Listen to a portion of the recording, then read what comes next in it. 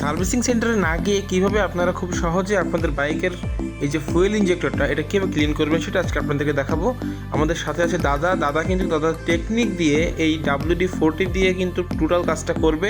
সেই সাথে তার কিছু টেকনিক আছে দেখতে পাচ্ছেন, সেই টেকনিক অবলম্বন করে কিন্তু আমরা এই ফুয়েল ইঞ্জেক্টরটা ক্লিন করব।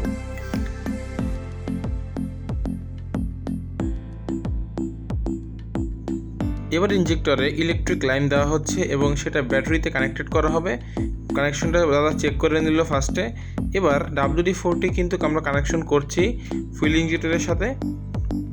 এবার দেখুন ম্যাজিক, এবার যখনই কানেকশন দেওয়া হবে তখনই ফুয়েল ইঞ্জেক্টরটা থেকে ক্লিন হবে, WD-40 ওটার মাঝখান দিয়ে বেরিয়ে আসবে। তো এটা খুব সহজে কিন্তু ক্লিন হচ্ছে এবং খুবই ভালোভাবে ক্লিন হয়। আমরা প্রতিবারই এভাবে ক্লিন করি এবং একটি WD-40 দিয়ে 2 থেকে 3 বার পর্যন্ত এই ক্লিন করা সম্ভব।